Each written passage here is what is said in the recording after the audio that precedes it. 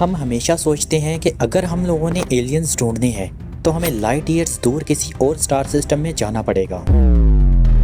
लेकिन सोचो अगर जवाब हमारे बिल्कुल पड़ोस में हो, हमारे सोलर सिस्टम का एक बेजान सा बर्फीला चांद यूरोपा, जिसकी सरफेस तो ठंडी है लेकिन उसकी बर्फ़ पत्थर जैसी बन चुकी है।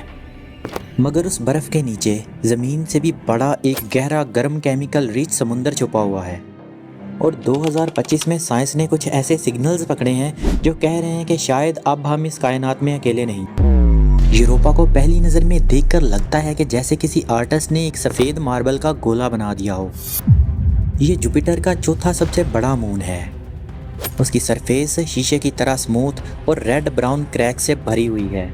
सरफेस पर माउंटेन्स, क्रैटर्स कुछ भी नहीं, सिर्फ 20 किलोमीटर तक मोटी आइस शेल है। लेकिन असली कहानी इस बर्फ़ के ऊपर नहीं, बल्कि इसका राज इसकी बर्फ़ के नीचे छुपा है। यूरोपा की बर्फ़ के नीचे एक डीप नमकीन लिक्विड ओशन मौजूद है।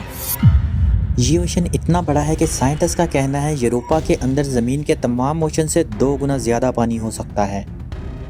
अब सवाल ये है कि स्पेस की इतनी ठंड में पानी लिक्विड कैसे हो सकता है? जवाब है जुपिटर की ग्रेविटी।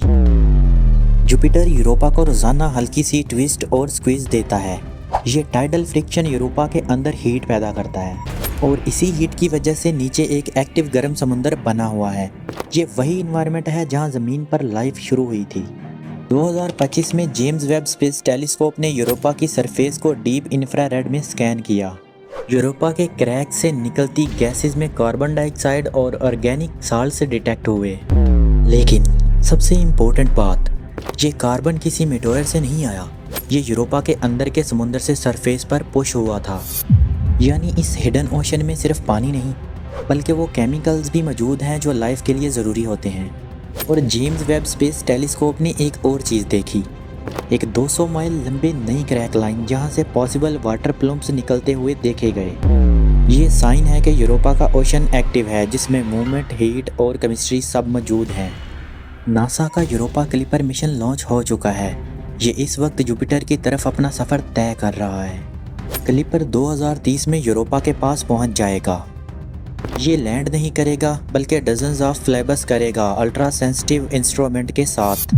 ये हमें बताएगा ओशन कितना डीप है, हीट सोर्सेज कहाँ हैं, ऑर्गेनिक मॉलिक्यूल्स एग्जिस्ट करते हैं या नहीं, और क्या एनवायरनमेंट लाइफ को सपोर्ट कर सकता है।